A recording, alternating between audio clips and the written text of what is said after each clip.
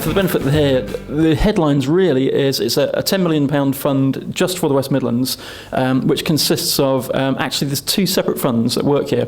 There's £5 million from Channel 4, the 4IP fund, and £5 million that's come via Advantage West Midlands and managed by Screen West Midlands, which we call the Digital Media Fund. And effectively what this is it's ready-made match funding, 50% public, 50% private, to invest in digital media content, and really that can be anything that exists online, on mobile platforms, games.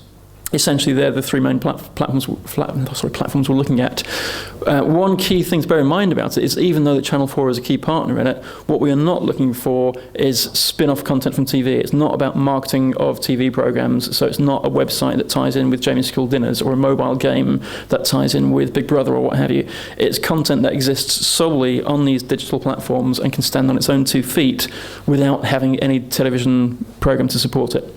So that's really crucial to the whole project. Ordinarily, I would be up here doing a PowerPoint presentation, which I've done at various different events over the last few months. A lot of you may have already seen it. But actually, I'm more interested in finding out from you what your experiences of 4IP have been so far, what questions you have around it.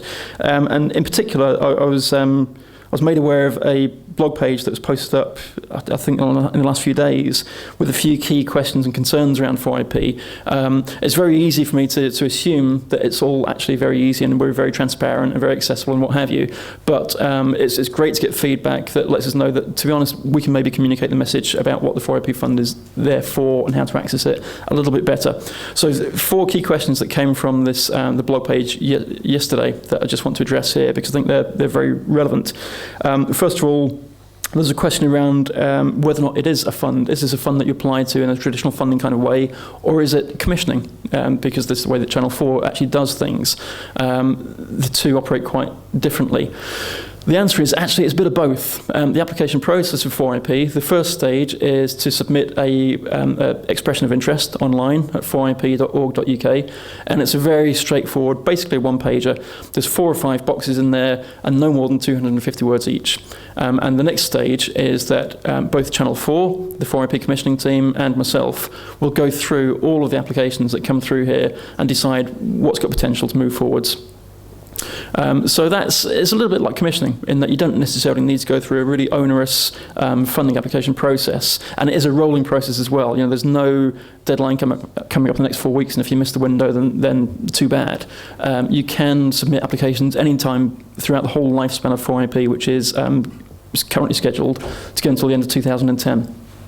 So there's a rolling commissioning process there for it. Secondly, you will get feedback. Within 28 days, you should get feedback on any idea submitted, and that will be either, yep, idea sounds interesting, come and talk to us and let's see if we can develop it further, or that's not really right for us.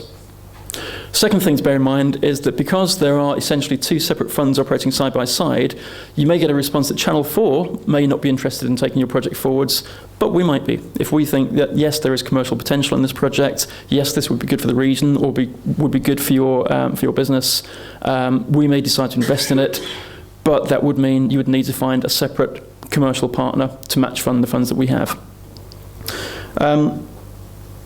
I suppose that they're the main key points that I really want to stress. The fact that there are 2 separate funds at work. Just because Channel 4 doesn't like it, it doesn't mean that we won't. And also to stress again what the 4 key things that we're looking for, that I think both partners are really looking for. Number 1 is the project truly innovative? Are you doing something new?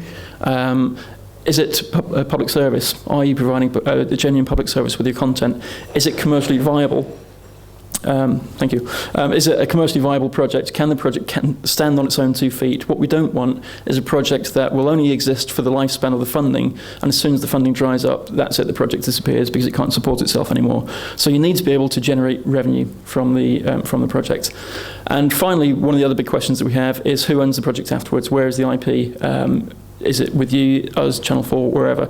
As much as possible, we want the IP to rest with the creators. So any projects that we fund will be owned by you. There may be sort of shares coming back to Channel 4 or Screen West Midlands. There is a recoupment requirement of the fund. It is an investment and not a straight-out grant. So we will be looking for recoupment on there. But essentially, the ownership of the project is with you. I'm going to pass now on to Tom Blount, who runs the Proof of Concept Fund, who can let you know how that works. And I'll be here to answer any questions at the end of the sessions very shortly. Okay, thanks very much.